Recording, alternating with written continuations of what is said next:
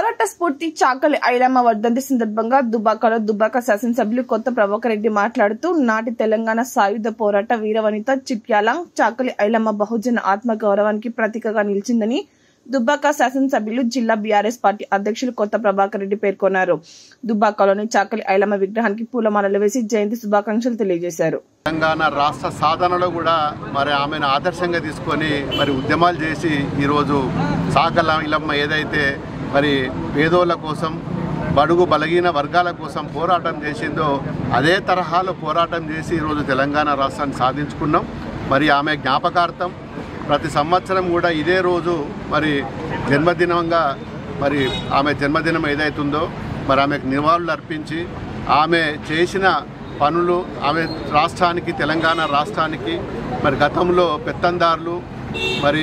రజాకర్ల నుంచి మొదలుకుంటే నవాబ్ల వరకు గడీలో ఉన్న నవాబ్ల వరకు ఆమె పోరాటం చేసి మరి పేదల కోసం బడుగు బలహీన వర్గాల కోసం పోరాడిన గొప్ప వ్యక్తి చాకలి ఐలమ్మ సందర్భంగా ఈరోజు దుబ్బాకలో మరి ఈరోజు నివాళులు అర్పించడానికి ఇచ్చేసిన అందరికీ కూడా ముఖ్యంగా మా మీడియా మిత్రులకు కూడా ఈ సందర్భంగా శుభాకాంక్షలు.